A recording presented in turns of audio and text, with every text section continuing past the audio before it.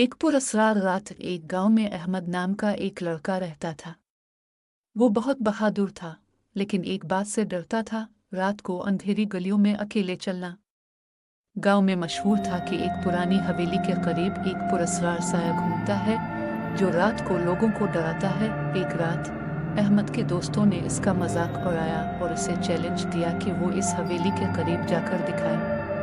अहमद ने अपनी बहादुरी साबित करने के लिए चैलेंज कबूल कर लिया, लेकिन दिल में खौफ था। चांदनी रात थी और गांव की गलियां खामोश थी।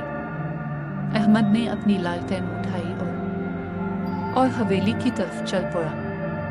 ज्यों-ज्यों वो करीब पहुंचा, इसका दिल तेज धड़कने लगा। हवेली पुरानी और वीरान थी और उसके अर्ध गिर्द झाड़ियां और खुश्क दरख्त थे। अचानक अहमद ने एक अजीब सी आवाज सुनी, जैसे कोई आहिस्ता से करा रहा। वो रुक गया और अर्ध गिर्द देखने लगा। लालटेन की रोशनी में उसने एक साया देखा जो झाड़ियों के पीछे हरकत कर रहा था।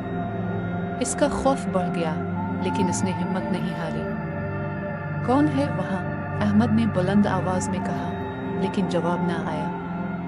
अचानक साया इसके सामने आ गया। वो एक अजीब सी शक्ल थी, लंबी और खौफनाक। अहमद ने चीखने के बजाय अपनी बहादुरी जमा की और कहा, मैं तुमसे नहीं डरता।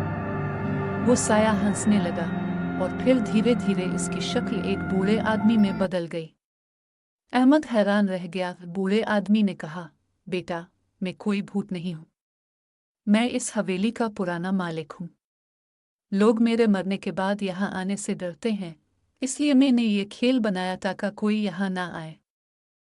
अहमद ने हैरानी से पूछा, लेकिन आप ऐसा क्यों करते हैं? बूढ़े आदमी ने कहा, यह हवेली मेरी जिंदगी की आखिरी यादगार है और मैं चाहता हूं कि इसे कोई नुकसान ना पहुंचे।